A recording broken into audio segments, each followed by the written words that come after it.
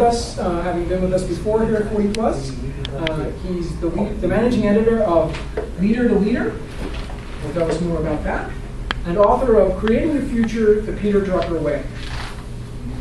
He has studied Drucker's work for more than 30 years, interviewed him for both USA Today and his own books, and he's written extensively about Drucker for more than a decade. He worked for USA Today for 21 years, from 1987 to 2008, as a librarian, and during the final 12 years as a writer about business and management books for the Money section. He's presented the Drucker at the Drucker Authors Festival and the Drucker School at Claremont Graduate University in Claremont, California. Since 1996, he's been an adjunct professor at the Catholic University. His undergraduate work was from American University and Master's in Library Science, also from Catholic. And we're very pleased to have Bruce with us. Please join me in welcoming him.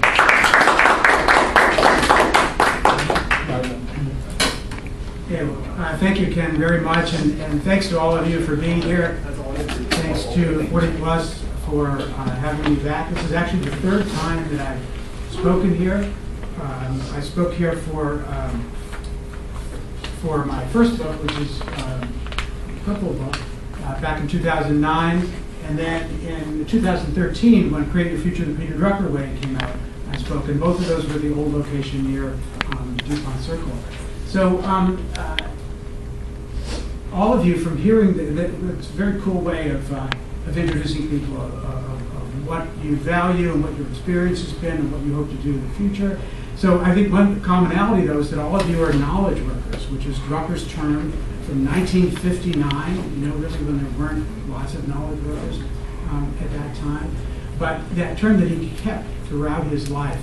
So I'm curious, just by a raise of hands, of people who are at least somewhat reasonably familiar with Drucker's work.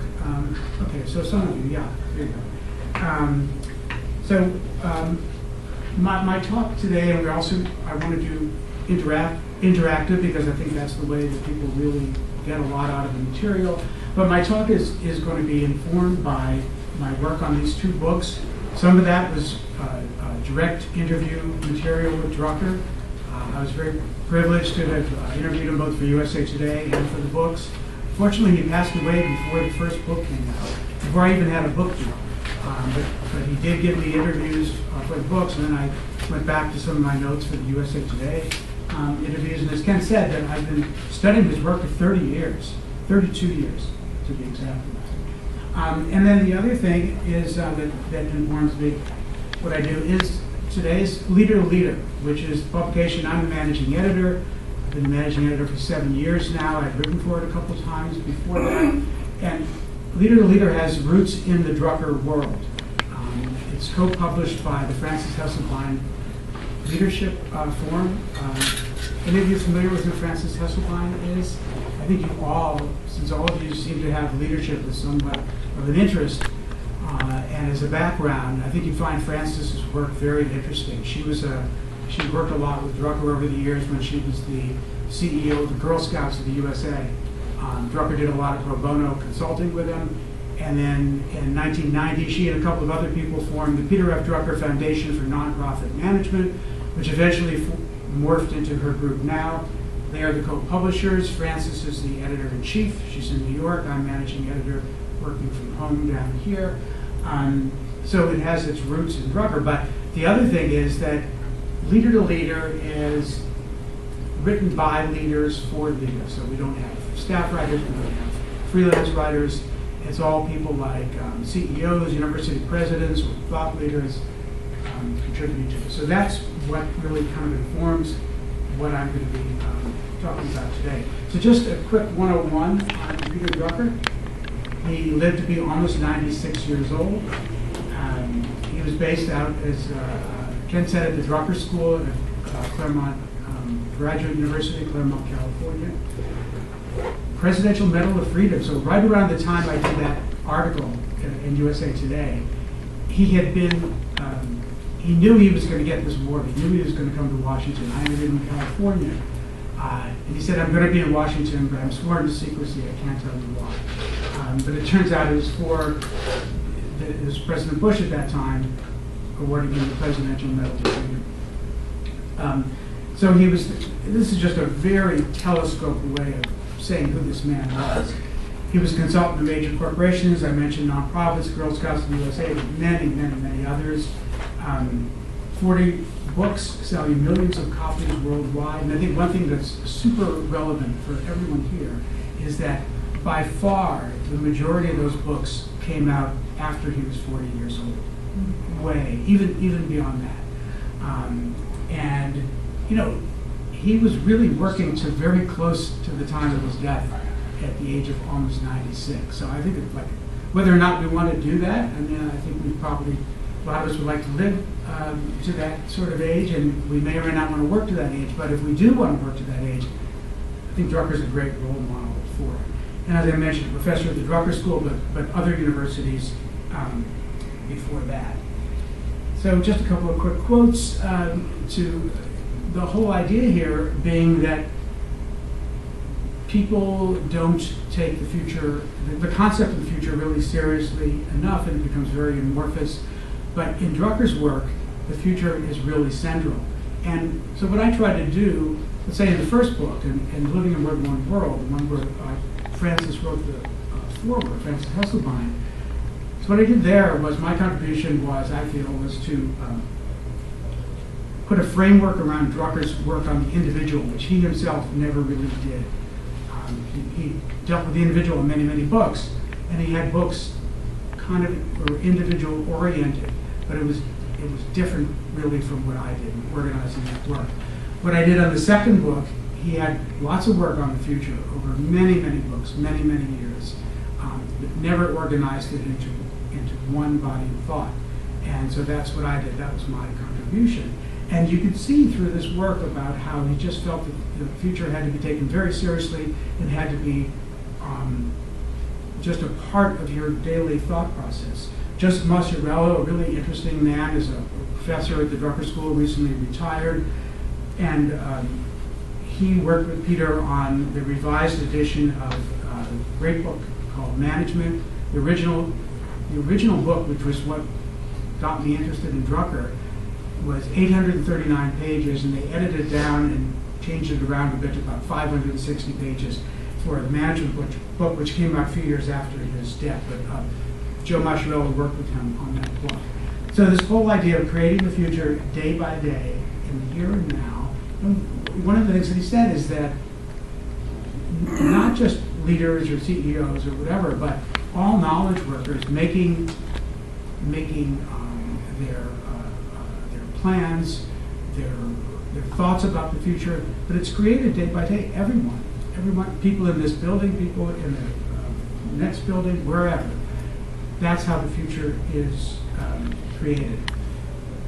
So the 10 elements of the future, it's important for me to say to you that Drucker did not sit down and say, these are my 10 elements of the future. This is something, in going through his work, and I did a lot of research beyond the interview material I had at Drucker. I was given access to things at the Drucker archives in Claremont, which are not online. You can get a lot of things, fantastic things, on the Drucker archives just by going on their website, but there's also a lot, especially the copyright materials, not online. They can't put online. So in my times out there, they gave me access to a lot of that. I interviewed tons of people in the Drucker world. I interviewed people from his family. So I did quite a bit of research on this. And I have quite a bit, my own personal library. I have a tremendous amount of Drucker material. I don't want to spend a lot of time on this list. And by the way, I will send anybody, give me your business card, email address, I'll send you the slides. So, but just very quickly, this whole idea of the mindset, the future is a mindset. And it's something that's always going on in your mind as far as how you're going to approach whatever it is that you're doing. And this goes for individuals, it goes for businesses, nonprofit, government, whatever. And the idea of that certain things are just kind of baked into the process. Uncertainty is, change is, risk. I'm not a real big fan of risk. I'm not a real big fan of uncertainty. But the idea of just accepting those things and working with them. And that the idea that because of all these things, that you do have to try to create the future. Because, yeah, things are going to happen that are going to throw off your plans or whatever. but you have to have the idea, and again, individually and organizationally, of that you're trying to create your future. This idea of inevitability of the future that has already happened, we'll talk about that in just a little bit. We already said about the present moment. This is where things happen. Reflection, one of the things that he said is that a lot of people study these things, but they don't really think about it, especially things that, possible things that can happen in the future, but they stop before saying, what does this mean for me personally? What does it mean for my organization? So you had to build in that reflection. He was really fantastic about that. One of the things that he did was, at the end of every academic year, he would just take about a week. And this would be when he was really active. He would do things like European and Asian lecture tours during the summer. But he also would take basically about a week and say, here's what happened in the past year, here's what I'd like to happen in the future year, the coming year, I mean. But he would compare them. He would compare those two lists. So like in, let's say, August of last year, he thought X, Y, Z would happen. Now he compares those two lists and see what really did happen. We're going to talk about systematic abandonment, which is one of his really big ideas that he just kind of did over and over the years. We'll talk about it in a few moments because we're going to do an exercise on that. I changed his terminology around a little bit. So he had systematic abandonment and Kaizen, the idea of constant improvement, daily improvement to get to something better. But that's kind of clunky, so I changed it to remove and improve. Innovation and Entrepreneurship, a great book from 1985, classic book, which is still read, it's still referenced. It's just real seminal work on the subject. So innovation and entrepreneurship, when you think about it, this is totally future-oriented. You're trying to get to, and they very often couple, but not always, but very, very future-oriented, both for individuals and for organizations. And that is a fantastic book. In actually both books, but let's say in Create Your Future, one of the things that I did was put a short annotated reading list about his works on the future. And of course, obviously, one of those is innovation and entrepreneurship. So I want to, and I think we very conveniently have two parts of the room here that we can do. And these are the ways I feel that both for networking and for learning things from each other. So if we could do one group from this side of the room, one group from that side of the room, and maybe just take about 10 minutes or so. So systematic abandonment. Basic idea being going through your activities, either as an individual, as an organization, but saying, if you weren't already doing this, would you start doing it now, particular activity? So what I'd like you to think about, this could be in your own life, it could be if you are part of an organization now, within that organization. But he said that there was and this is one reason why he kept on this topic for so many years, that it was easy to say this. It was easy to say, I'm going to either abandon this particular activity, or let's say if it's a company, a product, or a service, or I'm abandon it, or I'm going to lessen it in some way. But very often he said that what happens is people might drop a list and they're just not doing anything about it. I think one thing, there's lots of examples, but when you think about, let's say in a corporate sense, about something that maybe I guess it didn't get totally abandoned, but when you think about Netflix, cover story of last week's Economist. So Netflix started out right with physical CDs, but at some point somebody there had to make that decision to go to streaming video, which now, we see that was the right thing to do. It led to all sorts of other things, but at the time I'm sure it was a hard activity. I guess they didn't really totally get rid of it, but obviously at some point they will. So that's just kind of one example. And I'm not saying they did that because of Drucker, but it is an example. And then we'll just do some brief reporting out. I'm not asking you to like give up state secrets here, and I know that you might not want to say something about within an organization that you think should be stopped. Maybe what you would say is something about the process you arrived at it of how are you going to drop these activities. So again, it could be personally or organizationally. So it's about 10:30. Why don't we take? Yes. Could you clarify the second part? You're saying things we should stop doing. Right. The first part, you're saying things we might consider start doing. What's the exercise? You're not already doing. Would you start something. doing it? Well, that's his way of saying if you were. I'll go back to the Netflix example. If they said when they saw that, say, streaming video was a good possibility of doing, but they were already doing the physical CDs. So if they said, so they know now that streaming is a possibility. They say, so would we? They say, hey, you have the opportunity to send around physical CDs in the mail. Would you do it? And would you start doing it? And they would probably say no. Verbal. If I knew now what you knew, you knew now. Yeah. Knowing what you know now, would you start doing it? Would you start doing it? Right.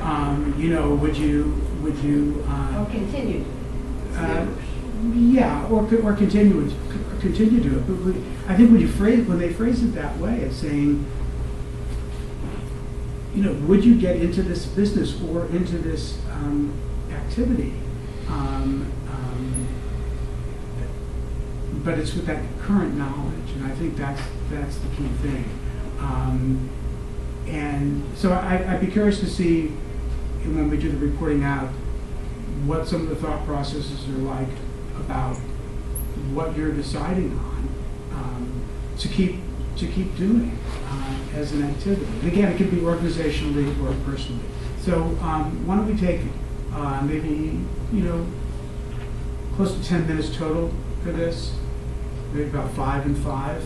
So I think we might be a little bit more people on this side, but if we can make it somewhat even, and then just we'll talk about some things after. Yeah, we need some. Okay. And we'll do at least one more. So Red Rovers can go over to the other side. Okay? Red Rovers. Yeah.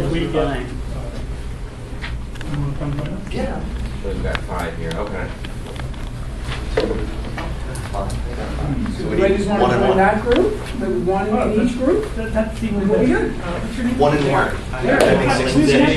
6. I'm Carl. Elizabeth is ours. Come on over. One. Okay, so we're 3 here. We're gonna do 2 groups. We're gonna do one big group here. Yes. Oh, right? Yeah. One group. Great. All right, big group. You started here. Why not use it here so I feel like there are only chairs in between us. Okay. Is there anybody have any? Yeah. Thank you. That's all that's fine. Well, it's already Yeah. I'm now no longer in. One of the big issues they had, and I'm no longer in because the company's either going to be sold or going out of business. Their problem. With It's one of his a worst problem manufacturer. solver, right? If we had it to do over again, we'd have more stackable chairs. Decision was made about 2015 for them to stop doing, to minimize the sort of core group of product that was more popular and to focus on a really design product that cost a lot Action, of millions not of words. dollars That's in right. tooling and production. And even what's more the- money, what's the item? licensing some really high-end name architects and designers Yeah, around the I world feel like to put their name on it, so they thought, oh, this is really why it popular. is we're all here. The whole thing Which is is bombed, obviously we want to make some change. and they have on millions of life, dollars so, tied up in inventory maybe we that could isn't talk selling. about, because he's talking not only about what. And one of the things that I discussed with the CEO was, at some point, you're going to have to cut their losses. I'll speak for myself. This that is I've been dead doing something, dog. which is a Stop trying to make it consultant run. role, and I'm trying to make. Probably one of the reasons that no one worked there. New direction. But it And was, so I think it's one of the things that was weighing down. It was a sort of bad notions call. about what my career arc And could look like. I think that's a and good making example decisions because whether to go after. knowing now I just what put that out there as an idea. it did, would they have gotten into this because it's one I of the would also causing share the for company me, eventually bust. enjoying It's this just- transition they don't or have the job additional transition cash. process. It's all I tied think up I in was this wasted relatively exercise slow to get connected to of, LinkedIn. oh, we and need something that we're not, we understanding can now take it to the power next of it. level. Right. But now that I am in LinkedIn, I feel like I'm wasting so much time, reading those things. So some of them are not good matches, and then they Notifications. Yeah, and then they tempt you, you can apply right now by pushing this button.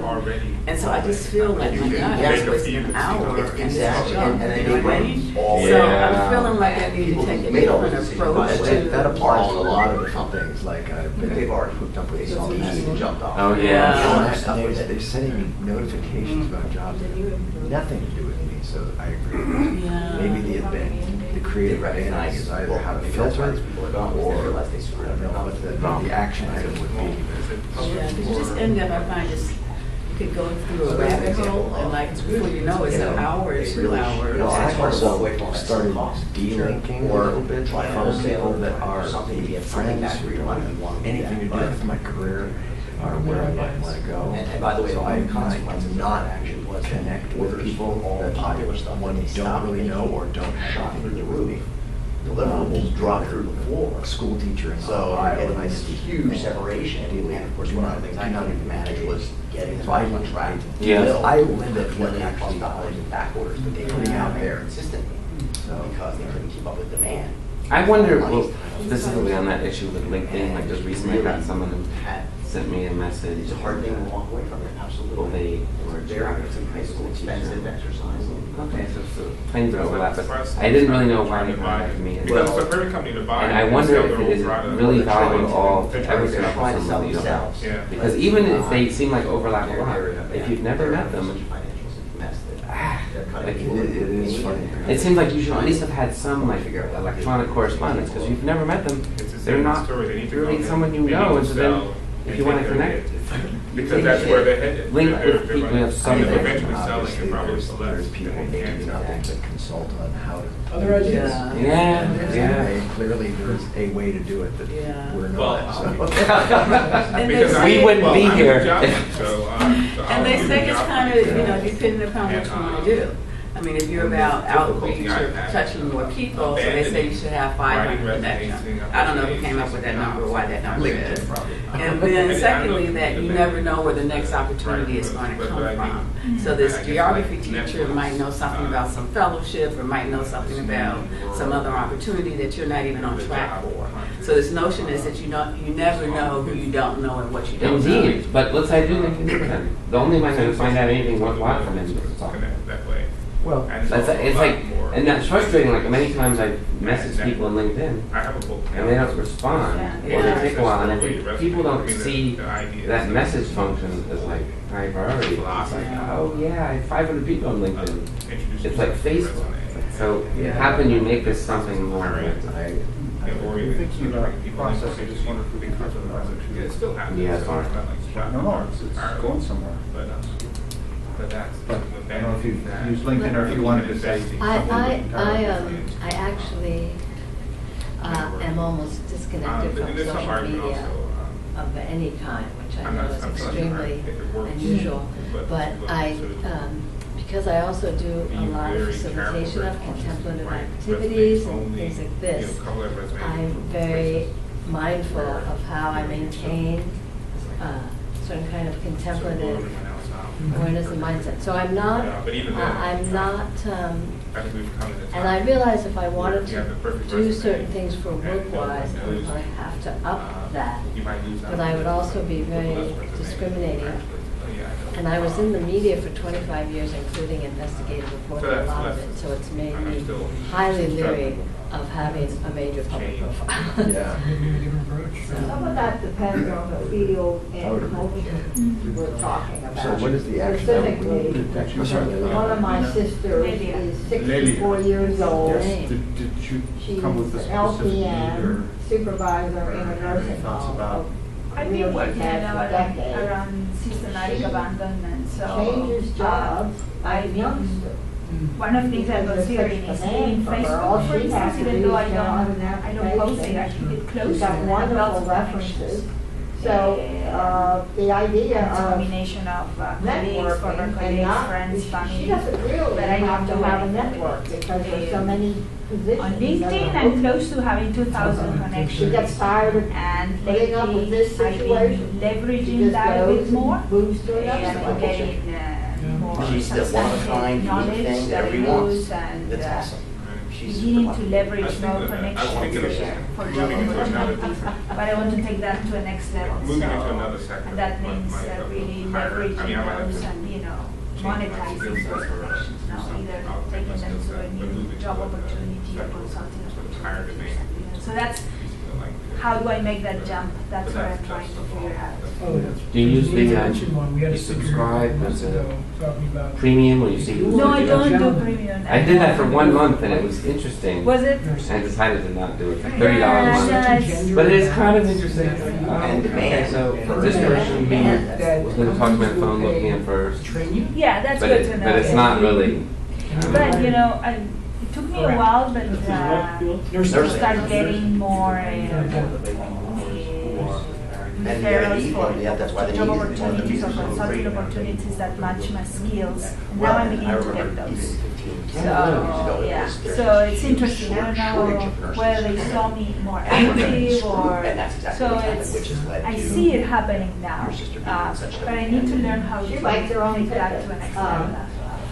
But Also, I'm connecting with people I that I never did met write her before, resume but are for sort her. of in the area that I want to do more using work. some of And the knowledge they are I accepting my acquired invitations to connect with 40 me, plus, having a and connection. going to many resume So writing that's good, seminars. and, but people don't tend to And respond the membership on here those is messages. phenomenal and helping you Some write do, good but not the resumes. majority. But I wrote it's, the resume. but I need to learn how to take that to a next Now, level. I'm kind of embarrassed to say this, but this is her actually. Actions. As I Yeah, mentioned, it's she's interesting the 64 variety of years old. experience, Until because in my fairly editing job, recently, I worked she had a in the last resume 16 on years in which the same place. she had Didn't bother to mentioned start up a what LinkedIn page. elementary school she went to, Wow. what junior high school, and what high school. So I'm just at the Which beginning is of something that creating is LinkedIn redundant. presence. If you Really graduate starting from to high school, experience that's all what people need to You know. described. She's Spent got a the lot high of time and school not get anywhere. degree plus So the maybe nursing what I need to certification. abandon is She some went of to school the for both. looking around that I'm So doing. and that gives take you a an idea seminar, of how much her resume see some more Big videos work on perhaps it. on how to. So I do rewrote her You know, resume. it sounds, We had we're, all of us an are kind of argument, trying a to discussion define like we what we typically have to do. offer. I wanted to make 2 To pages. generalize it a little bit, and get make back it to this, one. Yeah, So we ended up with a 1-page resume for one thing her. I did do is just to write an article for LinkedIn, right? So I This just is wrote a the part description that of really something that I touches did my well, heart. that I'd like to. Her resume was Made that my first distributed article. Was that a bad idea? to women in her I field. had no idea. She got a Do phone you write call articles? recently Articles? I haven't done that, but I know people, from I've a seen people lady do that. who runs a school. So when you say leverage, what are you doing? Are you posting? Are you? I'm not posting. I'm The not lady posting. had I'm, come on to my I'm following sister's certain resume. people. For 2 And years I'm, or longer. learning from them, Because she was connecting so with impressed with the them. resume. I'm But this is the old using resume, job the new resume. referrals. One I wrote Okay. her, Yeah. using the 40 plus, I think you class and might, everything and whether else. or not that was a So quote, I rewrote was a good the or bad thing resume. to do. The lady You had might kept have the resume. information coming Why don't we to you just take a about minute or two after more, and then we'll have it's been it out recorded there out. to get responses, but it sounds like a good thing to My sister's post 64 it. years old, and wants to get out of the But manual it pays off to labor. have a really solid, When you're in the nursing home, you're with Yeah. patients out of the bed, manual labor at 64. She's got out of that. history, She's and now you've teaching done volunteering, for the same be amount very of money. specific, publications, schools. And a woman saw her That resume, is, saved it for it pays 2 off, years because or people look at whatever, your pulled profile, up the if you're resume, inviting called her someone out to of connect, they want to know, Right, right. who are you, if Anybody you've ever else heard have of a you quick one before. you can share? So we're mindful that we're gonna have to sort of say what it is we're abandoning, how we're gonna do it. Winner, winner, I think winner. Is there a theme that's kind of coming up from our discussions about? I have a theme. Be discerning in your networking. Well, I was gonna say, for me, I Yes, was okay, gonna so say, that's what was part kind of be of sort of discerning in your riffing on networking. that was that it's about And if you succeed, I would say time wasting or time management and focusing on the things that work. So the abandonment process would be to identify the things that aren't working. Yes. And refocusing on the things that On do what work. works and how you take it to the next So just, level. being open to new ideas, but if it doesn't work, abandon. So that sort of pulled us. What would you like to? Okay, it's great to see everyone interacting on this. Right on the deadline. Right. But I do want to do at least one, and if we're aggressive about it, 2 more exercises. Kendo, as a point of reference, I noticed that seems to be 4 minutes slow. Are we going by real time or by, and not that 4 minutes is a huge deal. What about that time? Go by that time. Is that okay with you? Yeah, that's fine with me, sure, okay. So why don't we just, briefly report out, doesn't have to be any one particular person, but just kind of briefly report out a little bit about your process, what you came up with. So, going to start with your group, Ken? Okay. Okay. Well, yeah. If I remember correctly, the topic was industry challenges with sort of creating a product that wasn't committing heavily into creating a product that didn't sell well, and it was running down the company, but insisting on sort of, I guess, finding ways and continuing to find ways to try to get that product to, find the customer when it isn't a customer existing, and then the sort of downward spiral, and which sort of led to layoffs and the forecast seems, for ultimately downfall of the company. So that was one example, industry sector. My example was sort of the job hunt focus on the resume and sort of setting our resume as a good resume with qualifications, but still the need to sort of in this modern age to abandon the resume and focus on networking and face-to-face interaction and the new job role, and just the sort of, I guess, abandoning that is a challenge for me. Was it the resumes that you were focusing on? Yes. Or okay, yeah. But can you tell your story again? I'm thinking. Okay. And let's telescope it as much as possible. Sure. I'm good at that. I'm in the legal profession. Okay. We're good at the succinct economy of words. My sister, 64 years of age, has been the supervisor of many different nursing homes throughout her career. I recently redid her resume for her, learning the extensive amount of information that I've learned in 40+ classes and resume writing seminars. So I eliminated on her resume where she went to elementary school, junior high school. Eliminated that, got it down to a 1-page document, which was seen by a lady who owns an organization that teaches people how to train nurses. This lady kept my sister's resume for about 2 years or longer, called my sister up out of a clear blue sky and said, "Do you want to work for me as an instructor?" Well, she's talking to a 64-year-old woman who is essentially doing manual labor, lifting patients up in a nursing home and wanting to get out of a different field. So she got to keep her field. She's making the same amount of money as a nurse that she made as the supervisor in the nursing home, based on a resume that I had written using all the wonderful information I learned in 40+. Yeah. Can't ask I for read it. that Yeah. The camera's on. This is great. There we go. Okay, thank you very much. So we go to this group now. Who would like to?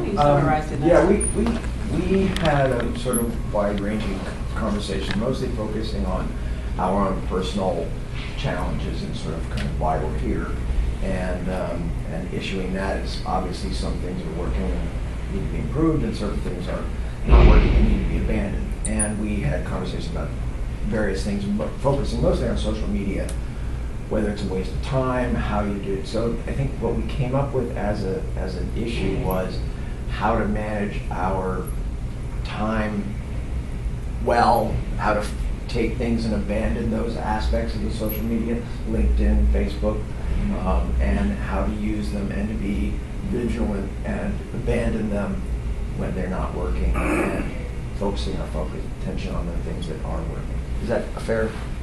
Is there something I left out? Sounds good.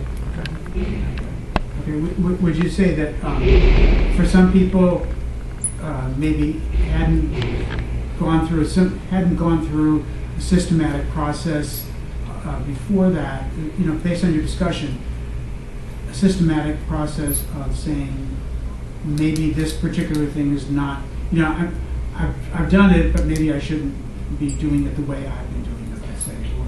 Right, because I think it started off with a conversation saying I'm spending a lot of time on it and I'm not really getting a lot of traction out of it, and where there's conversations about maybe we need to do something more strategic, taking a class on how to optimize your LinkedIn presence and leveraging this and that, to whether we need to just look at something that's, who you accept and who you don't accept. So the outcome of our conversations was more of a generic one, which is focusing your attention on what works and what doesn't, and being open to eliminating things that everybody's telling you should work when in fact they're not. Okay, that's fantastic. Thank you. Yeah. And if you could stay in your configurations, because I want to get the next exercise. This idea of the future that's already happened. This is from it's in a book that collected a lot of his articles from Harvard Business Review. Peter Drucker, The Profession of Management, 1998. And this was from an essay he wrote for the 75th anniversary issue of Harvard Business Review. So, but this idea of the future that has already happened is something that he started saying this around, I believe it was in the early 60s maybe, and just kind of kept at it in different ways over the years. But the idea here being that things that have already happened, instead of kind of like trying to predict the future, but saying things that have already happened, so in some sense they're history, but the full effect is not there yet. So he's saying predictable effects in the next decade or two. It's possible, in other words, to, and I can't really do his voice, but he was from Austria. He never lost his accent. He has a very deep accent, deep voice, but it's possible, in other words, to identify and prepare for the future that has already happened. But he didn't really say in his books or elsewhere, how do you do this? How do you determine what the future has already happened? So very quickly, before we go into the second exercise, I took it upon myself to say, well, what are some of the ways you can do it? So one would be, kind of learning about things that are kind of already out there in some way, or maybe some predictions for the future, but that are going to affect you and your organization, your profession, whatever. So one would be meeting in these future-oriented groups, including book groups, brown bag events, whether at a workplace or otherwise, with guest speakers, journal clubs. I was not familiar until my first book came out with the concept of journal clubs. Does anyone here know what a journal club is? Okay. So basically, journal clubs, my understanding is, come out of the medical and scientific world, and so what people do is they meet in small groups, maybe at lunchtime once a month or so, and they pick a journal article, and they all have to read it, and they all have to report on it. So at Catholic University, where I teach, the main library over there, the Mullen Library, they said, well, you can come, instead of us doing a journal article, we'll do your book. So that's how I got into the idea of journal clubs, and I thought that would be a great way in this idea of a future that's already happened. Second, the online, and here I'm going to draw on my resources, many years of being a librarian, teaching library science at Catholic. I feel that most people do not optimize their use of libraries, and this could be part that I'm part of, or what's called special libraries, which is business, organization, government libraries, but also public libraries. They're tremendous, tremendous resources, especially here in the Washington area. If you're part of an organization in some way, their library, if you're not, public libraries have fantastic resources, especially online, and things that you just access with your library card, with your number, so you don't need to be physically present to do it. But again, and sometimes public libraries are not always the greatest in advertising and marketing. There are these fantastic services that are they're free. I use them all the time. Other web searching, Google and otherwise, monitoring of newspapers, magazines, newsletters, journals, whatever. And government report, not just government, but other reports and statistics. And when Drucker did this, it was a lot harder to get these things. Now they're just mostly available online for free. So my second exercise here will take a similar amount of time, is to identify inventions, innovations, or cultural or society events that have already happened, that could affect you, your profession, your potential future profession, if you see yourself moving in another direction. And we'll keep it fairly 5 to 10 years. And I don't know about you, but 5 to 10 years goes by pretty quickly for me. So it doesn't have to be these examples, but these are some idea starters. These are all things that exist now. They just do, but they're not fully out there. So self-driving vehicles, electronic vehicles could be a part of that, artificial intelligence, robotics, the concept of universal basic income, and then things like the cryptocurrencies, Bitcoin, blockchain that's related to it. So again, it doesn't have to be those, but just something that these things are out there. They already exist.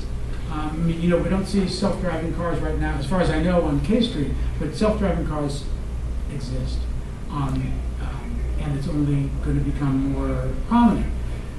So feel free to come up with other ideas, but please, kind of report out to the whole group on what you come up with, whether it's this or not, but how would it affect you, your profession, your organization, your future profession, your future organization, whatever. So if we could get back into the groups now and so on.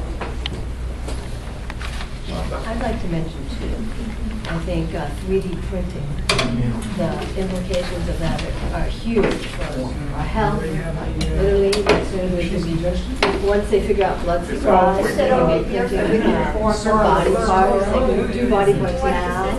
Since you jumped in the middle of the circle, you can go first. Actually, I already jumped in. The implications for that. I think, as well as you can bring your card home, I mean, it's just huge.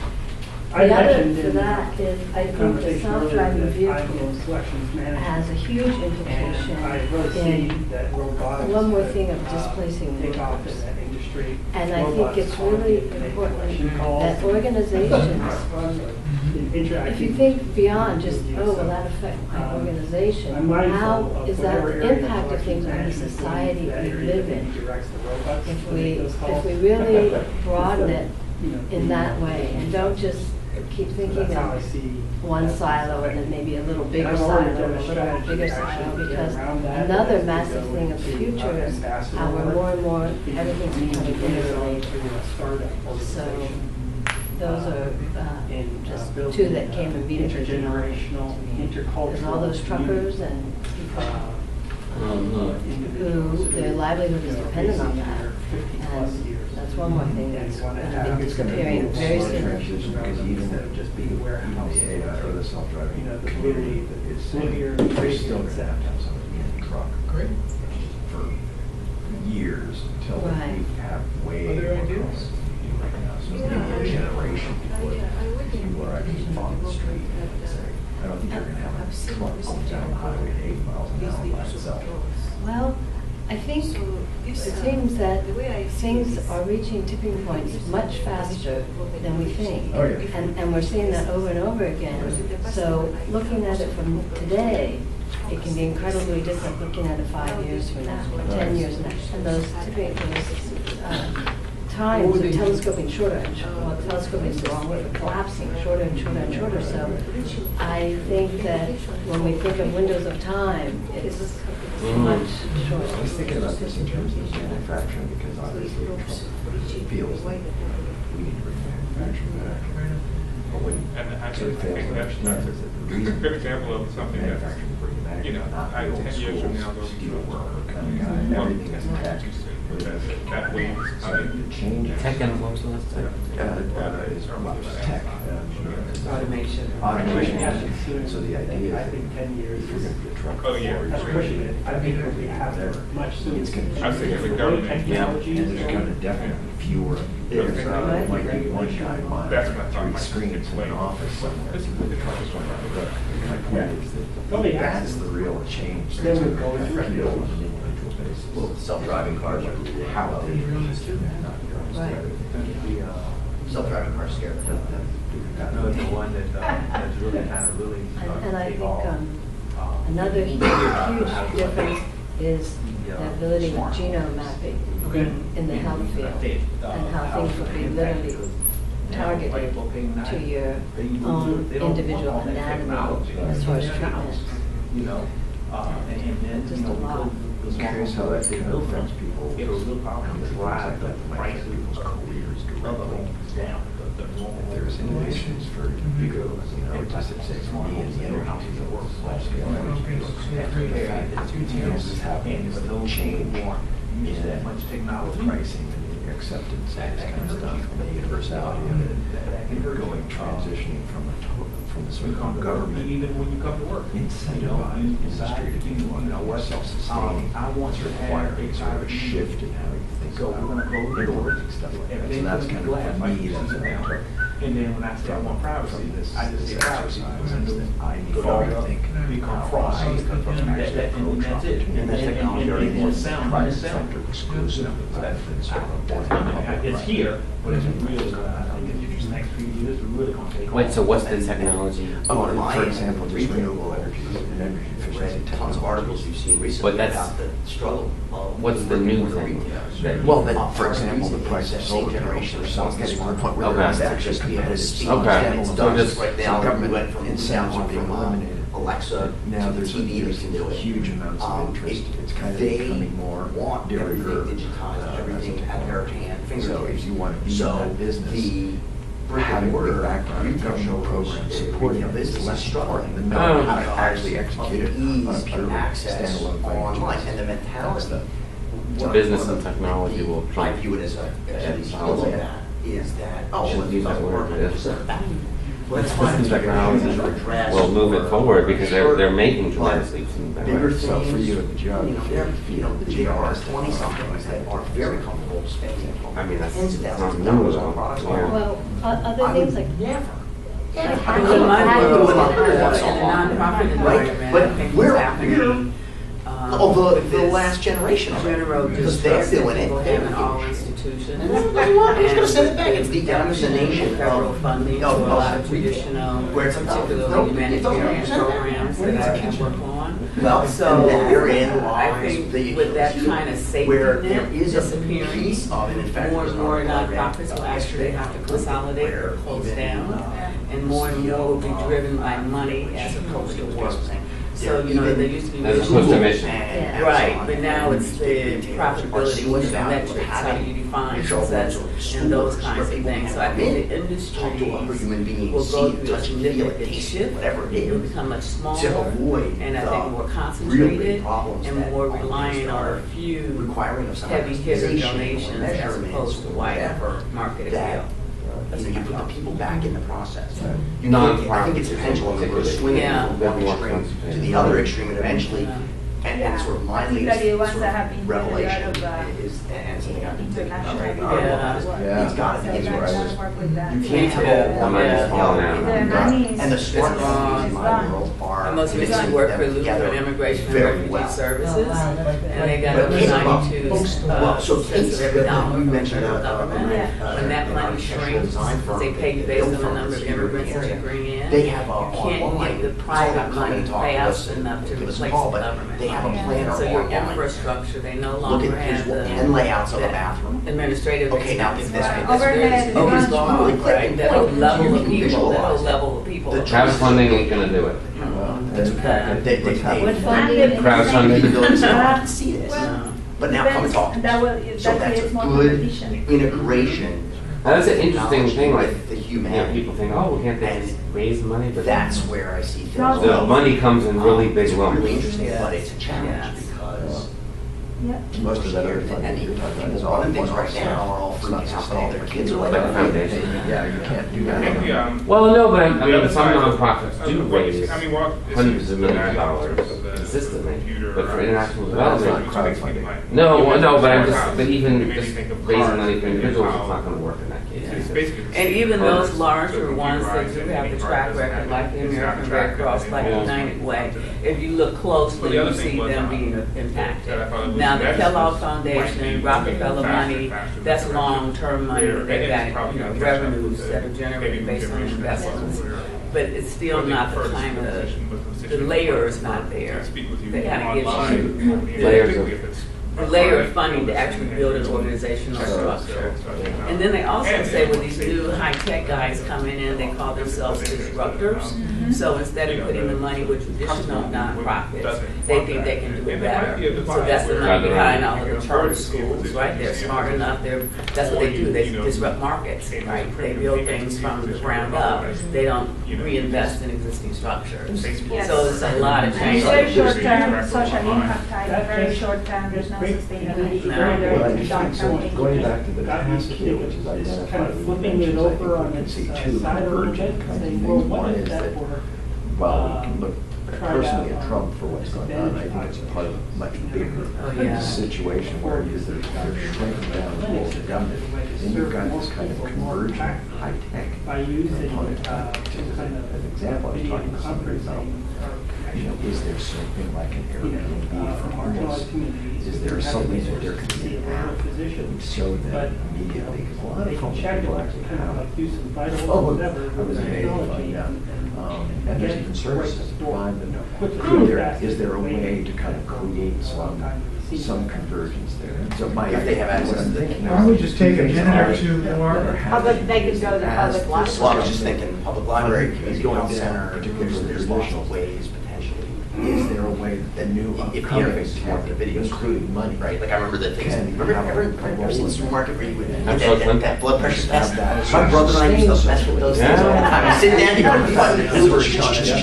go, squeeze your arm, oh, we used to love that. We would probably break the machine every time, right? It's just like. Yeah. There is an app that connects, To a system. like restaurants and catering That was companies like a booth you go into with with private people that will right? take the donations. So kind of, Yeah, that's what I'm talking about. yeah. Well, that I think is true, is also, how do we expand our idea of currency in the future to go way beyond Walk in money? there now, they don't have the So, intelligence. sitting you know, down like there. You walk in there, a more, It's the video screen. I think a more advanced They model don't have another one set up like. which is already starting to happen, Right now, but so this is just you a don't look at prototype. the And only if it's successful, way of having mediums of exchange Wells Fargo's the same way. Doing. money. Or even current, so So, blockchain, You ever go to one cryptocurrency try to get is food? something else, but I think you're. well, I'm not, Yeah. no, I think like, Yeah. let's say an organization. I can't talk to a person, say, I wanna give me a vodka tonic. No. You know, like food providers. Right. And so you're doing food, you're using food as an One right here in this exchange, building. but on a much bigger Last 6 months. scale, community Yeah. wide. 6 months. Or, But people I can't. think that, really interesting. you know, look at all the different ways people are interlinked, and think about all these different linkages, rather than only be thinking about There's no one way way 60 that everything has to go through Sure. linkages. It's going to 60, over 60. It's not linear anymore. Yeah. It's systemic. Yeah, So connected, systemic, right. and also, for us, the challenge But is what's to the identify 60s? these I mean, opportunities but for where's the, feedback you loops know, maybe and it's a Yeah. build that they will feedback. come. Jason puts it in, and Yeah. now They're let's not get the even kind of aware technology that the kids want. Exactly. Doesn't bring They're us not this even aware forward. of still Everything is connected. Yes, and so No, we're creating a that's a generation huge, that's living through leap. their phones and through their computers. But most people aren't. Well, they're gonna get pissed off. aren't there, or don't think in the terms. It's the other way. Yeah. They're gonna say, well, you know what, I think they're gonna all the say, different we've gone too far, we need to linkages, come back. rather than The other just way only is thinking in terms of if it's traditional constant going like this, ways. and I think that recognition is exactly what can we offer that what a we see machine doesn't? I mean, There's something you were coming. providing So how ceremonies. Yes. make it work. I mean, there's more and more articles coming out You know, about there can be taxi companies that can be the sort of Uber. devil of Still, the people need to get around. technology, right? And why, like Steve Jobs was saying, don't be so tied into your phone, don't be, even though he's the one who put it in everybody's pocket. So, But he's it's, saying, you know, don't I think it is The idea that it's not sad that either so or, much but of our resources right now are going for overseas It's cashierless military and adventures option. rather than A supermarket, right? You can go to the build supermarket. our sewer and Check out water. I think it's absolutely great to hear all this and, I'm interested in forums where people can start to challenge that. why don't we start doing our reporting out now, and then we can learn from each other. So, Ken, can we start with Ken as we did last time? Who's going to report out? Report out? Marty, you want to report out So for we're us? doing We are, excuse me, the next group, please. This is for everybody to listen to. Okay. Yes, whoever would like to start out. Not everybody all at once. Well, in general, I think our group talked about the pendulum of people and not people, right? Personalized service and automated service, whether that's in the bookstore, the bank, through drones. There could be great opportunities there, but is that going to sort of switch from one extreme to another? And how do you find a balance between those two? There could be great utility and benefit from drone technology, especially perhaps in the developing world, to get supplies, medication, resources, where to the people that are not necessarily have access to get to cities that are easily accessible. Drones can perhaps make a huge difference there. In other environments some of which I mentioned, I think we're seeing clearly generational differences in our acceptability of that, and in younger generations not knowing anything else and really demanding that. But perhaps there's also an economic factor. I mean, it's one thing to buy, McDonald's at a kiosk, but are you going to buy a kitchen from a kiosk? Or more customizable options that are more of an investment. Maybe a car is an interesting kind of middle ground. Right? There's True Car and things like that where you just buy it on your phone. So we talked a lot about that pendulum, perhaps in those areas. So it's a lot of what we focused on. And overall, did you feel that the personal that there's still going to be a need 5-10 years out for the personal aspect of things?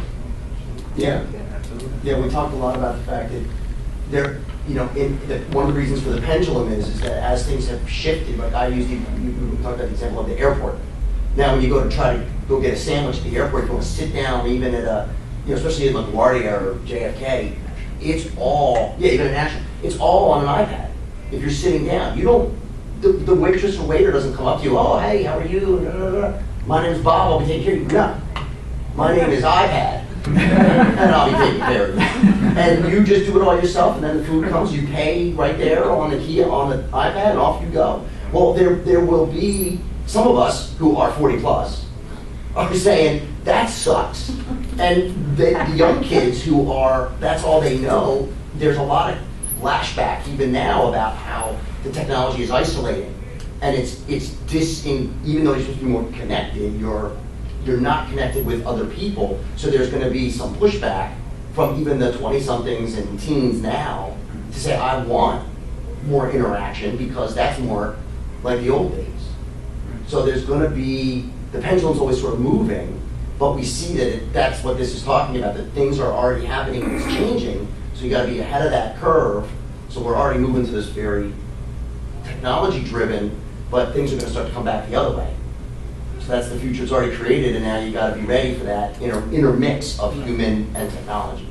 Okay, that's great. That's great. And by the way, I think your group should do a whole seminar called "My Name Is iPad." That's really good. Would you like that? Oh, very good. I'll be taking care of you. Would someone like to, for our next group, report out on some of the aha moments? I think Kit should. I think she summarized it very nicely. This high tech, what was it? Well, I think some of, sorry, I don't have my back. I think some of the things that we talked about were, one, that the idea of what are those linkages that are involved in something are much greater than we tend to think of them as being. And just to look, not be so siloed, but look to how is everything interconnected and have a more global idea of things. And then we also talked about the idea of things becoming more high tech, but then what are the things that people will want to become more high touch? You know, where you have that human interaction. And some of the things that people mentioned or talked about were with government getting smaller and the impact on so many organizations as far as funding and providing of services. We talked about what maybe would be some of the things that were added to that were 3D printing having a huge impact. Do you all want to add? But in connection with we talked about the fact that there were sort of two converging directions. One was the reduction in sort of government-oriented, large-scale, even large-scale industrial interventions, and the more the disruptors we talked about, and the fact that tech money and tech applications are starting to take that place. So we talked a little bit about how we need to think about how those kinds of things are going to affect us in our little job searches and so forth. Because there's now, we talked about apps that might connect restaurants with food banks or food groups and things like that, taking the place of the more larger institution. And you talked a little bit about how American Red Cross and some of the groups that you've worked with have seen a suffering of funding, and that there's this level of management that's kind of going out, right? Yeah. So Dex had a really similar idea to that.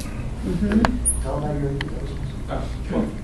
Yeah, we spoke a little about how in the probably the ways in which it might be a lot of particularly people with chronic illnesses, that the treatment or at least consultation will be, the doctor's office will be out of the way, and just sort of visits by web media. I think that wave's already happening, but when it connects to Medicare and it becomes sort of required. It's not required yet, but I think that for cost savings, I think it's going to become required. And then, seeing a doctor might become sort of boutique care. So it's just become a premium to get the touch. It's going to become the premium and more expensive, I think, to the point where I think we spoke a little bit about the class divide. I think it's coming. One thing that we didn't talk about, and I think it relates to that, is sort of the in the future, this is a new thing that's spreading. I'm sorry for the divergence, but the billionaires who are sort of becoming more and more powerful, and sort of the concentration of wealth that's going to affect all of us, because with the concentration of wealth is coming the concentration of power, and our sort of billionaire president. And not to get too political, because it's not Trump didn't start this, but the sort of the oligarchy that's developing in this country and how that's going to affect us is sort of a cultural event. We talked a lot about tech, but I think that cultural event is important. Well, wait, just add quickly on that technology maybe is accentuating that development. With technology, if you have an idea, you can reach the whole globe in the snap of your fingers, and things like Airbnb, it's everywhere. Yeah. Like someone just came to my house from Bogota, my first Airbnb guest. I'm like, whoa. Wild. Yeah. But there's that company in San Francisco that's getting a little bit on people all over the world. Yeah. And they're, it doesn't require a lot of stuff. And what's amazing to think about is that technology and the cell phone, as we know it right now, didn't even exist 8 years ago. Right? Cell phone. And I just I mean, the iPhone with all the internet was like maybe 10 years old. And also, when are we going to recognize the incredible potential of the resource of high school students? I mean, right now, their lives, I just think that it's one of the most wasted pool of creativity, so many things in our society are young people of a certain age, rather than It's a great point. And again, it's all the intergenerational, and having so many different generations now in the workforce, relates to all the things that you've been saying. I think one fantastic thing is listening to all this. There's tremendous knowledge in the room, and what comes about from people in a very focused way, dealing with some of these issues, and then using that, when you leave here today on whatever it is you're doing, but that this is how this kind of knowledge comes out. I did have a third, we're not going to have time for it, but I did want to just kind of show you briefly what the third would have been had we had more time. There's a device in the book, Create the Future, called Create the Future Notebook. And fortunately, we don't have time for it now, but maybe you could be thinking about how you would deal with this. After every chapter, there's a prompt in the book about how you can add to your Create the Future notebook that you just, right now physically there aren't, and you get a notebook or you do it online. And these are the idea starters. Again, I'll email this to people if you'd like. That they change over time, so that you would start by your notebook about your ideas and attitudes now towards the future, along with personal and professional goals, and then adding to it, adding articles, adding books, adding online resources, links, and other things that contain valuable information about the future. They don't have to necessarily be just a future-oriented thing, but maybe like an online news thing that you would add to it. The things that would just help you for creating your future. And then people and organizations that you can learn and contact or learn from in the coming weeks to help realize your future goals. So, obviously, you're in one now, and you've got people, other people as well, who can somehow help. The design part of it would have been how you would physically organize something like that if you did it in print, and I guess in online too, if let's say an app. But is this the best way to organize it? Can it be organized in some other way? Can there be other design elements to it, or pictures or photos or whatever? Everybody has ideas about that afterwards. Please email me. But I did want to leave time for two things before we do Q&A. Living in More Than One World was the title of the first book. This whole idea that Drucker had, and this is a quote that he gave to me, as far as I know, he never gave to anybody else before or after. And I did one of the last, this was in a 2005 interview, 7 months to the day before he died. So it was one of certainly the last interviews he ever gave. But it talked about this idea of living in more than one world, where you have different activities, different pursuits. I have, and I will email to anybody who wants it. I have a total life list as part of the first book, 13 categories. Be happy to email that to anyone. So just some of these things that people at any time of your life that you have, you can do. Some of them are kind of work related, but some of them are not. But this whole idea of living and living and living. The other thing is, well, these are some of these were things he formulated in the late 60s. It was actually mainly meant for young people just getting out of college at that time, but I think it applies to lots of people. And this concept of becoming your own successor, which is something I came up with and I explained it in the book. We don't have time to explain it now, but these I believe are the things. And I noticed, Ken, you have at least one or two things on personal branding that are happening as far as your Monday morning talks. So that happens to be one of the things. This is in the third chapter of the book. Things that I believe that he did, even though he did not use that concept of personal branding, but he certainly had a fantastic brand. So all these things, how do you remain relevant? How do you get to the point where Drucker was 92? When I interviewed him in Los Angeles, when he spoke for the library group, how do you get to be the point where at 92 you're considered relevant enough to be the keynote speaker in front of 5,000 people. So that's one part of it. And of course, this idea about in work and work that benefits others. So these are all, again, I'm happy to send slides to people. Happy to send a total life list to people. Just please ask me. Now, Ken came up with a great idea, which was for questions. We do have a little bit of time for questions. So if you ask me a question for people, I will give you a copy of Leader to Leader. So, Guys, those are questions. Right? sometimes you have to bribe people. Oh, see, there we go. Look at this. I want the book.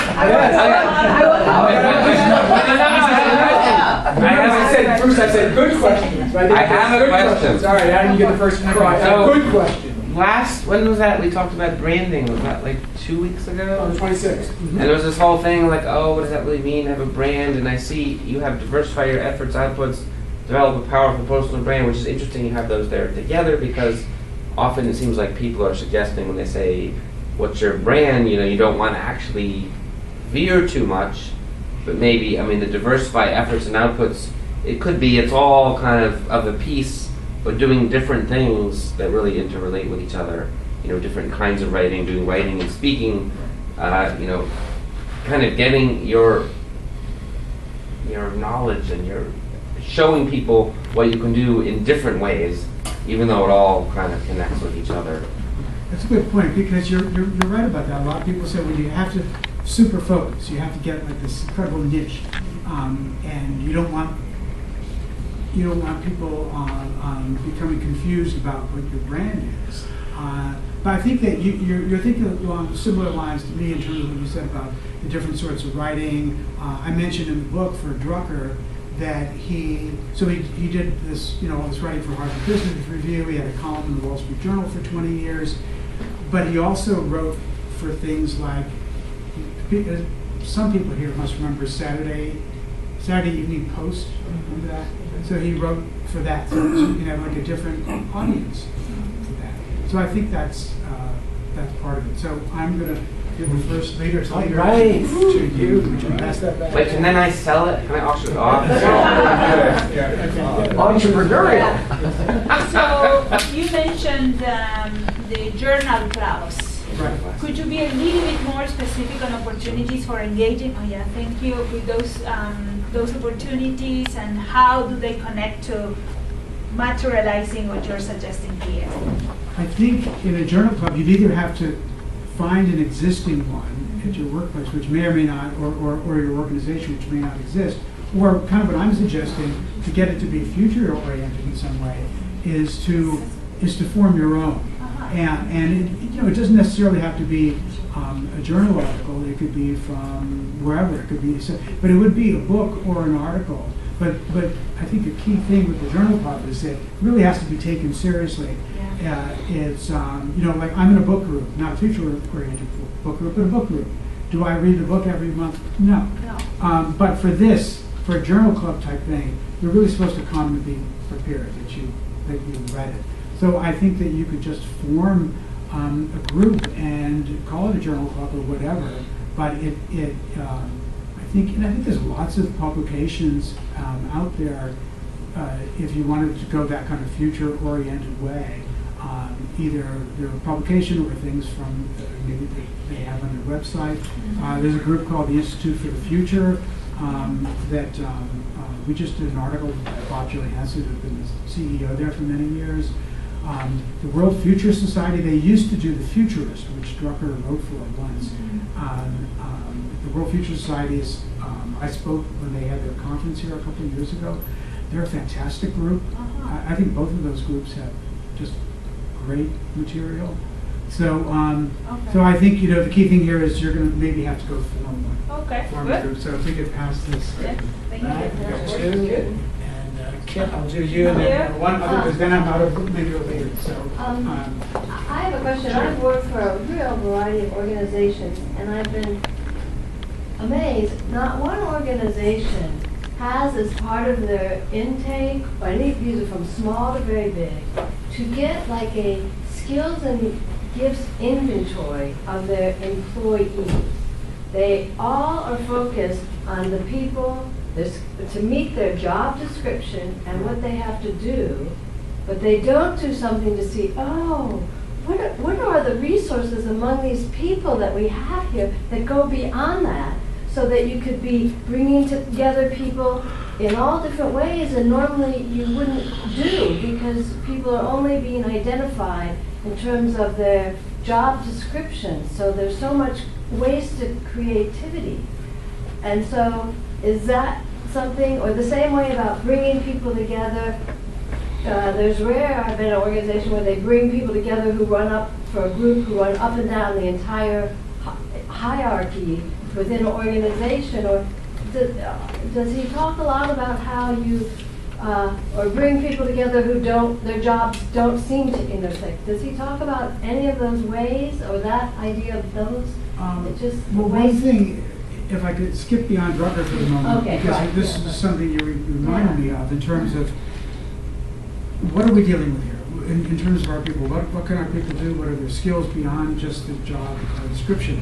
So there's something that certainly people within the library science field are familiar with, but other students feel this term knowledge management.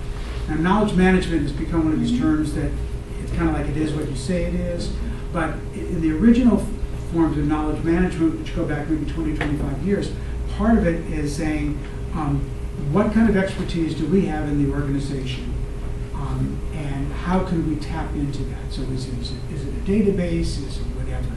Is it knowing that you speak a particular foreign language? Is it knowing that somebody has particular skills? You have fundraising skills, whatever it is. But that it's there so that people could then go to that. Now I think that not everybody thinks these days of knowledge management in that way.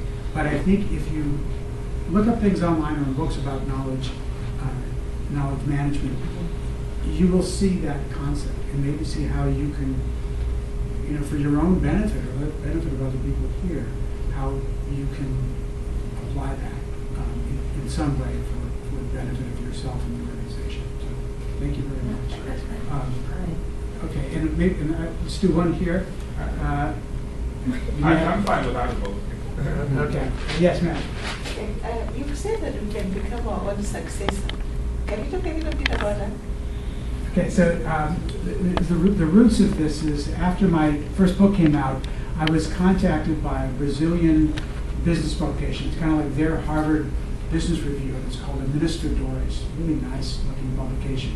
And they said, we're going to do a big cover story on the idea of who's going to be Drucker's successor as the top management guru. Can you give us some suggestions? And we'll just send it in English, we'll translate it and put it in our article.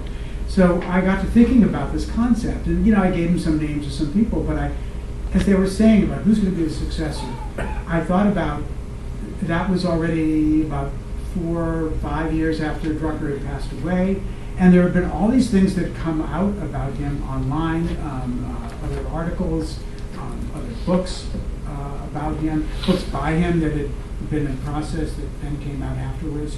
So I thought, really Drucker had become his own successor because you have the Drucker Institute out in California, the things continue to go on at the Drucker School. So I said to them, one of the things is that Drucker in some ways has become his own successor. And then I liked this concept so much that I said, well, I'm going to expand. When I started doing the second book, I'm going to do a thing called Become Your Own Successor. So, as I say in the book, it's not meant to be taken literally, but it's how do you go beyond? How do you become your own successor? It could be, let's say, like I don't know. If you think of, let's say, the Olympics, of people breaking their own record in something, that would be one way to do it. It's like a legacy. What do you do? Legacy, yeah, which is a huge part of Drucker's, and I mentioned that in the book too. The concept of legacy, which, it gets written about a lot now, but that's a huge, huge part of Drucker's thing. So that could certainly figure into your thinking about how do you go beyond. Maybe it does mean changing of jobs or professions, or it could mean if you were staying, let's say, in a particular job, but redefining it in some way. So it was really something fundamental. it's you know, in some ways kind of going beyond that terminology of successor. But I just find that whenever I say that to people, they just, they really like this this concept. So I will give you the remaining copy of Leader to Leader. Right? I will say, by the way, with Leader to Leader, that if you just Google it, it's published by Wiley, which is a huge publishing company. But if you go to what's called the Wiley Online Library, and you put in Leader to Leader, or Google Leader to Leader, we always put up, I mean, it's not a free publication, it's password protected publication, but we usually put up one issue for free, so you can get it that way. And also if you email me, I'll just send you the link to it. But I think all of you in this room will find it quite interesting. So I haven't gone too far beyond my time, but I've gone somewhat beyond. Thank you very much. Thank you. After 40 plus, we have some little mementos for you. Excellent. Think about us when you're enjoying some coffee and Thank you so getting much. started. So I will. Really appreciate it. Once again, I want to remind everybody, if you take a second, please share your feedback. We take it very seriously. We want to make sure that we're improving our programs and the variety of our offerings. And there's a gift card drawn at the end of the month. I want to draw your attention to our calendar for the rest of this month, especially, and as I said, we have some folks who've been here before. Keep in mind, 2 weeks from today, the 23rd, do not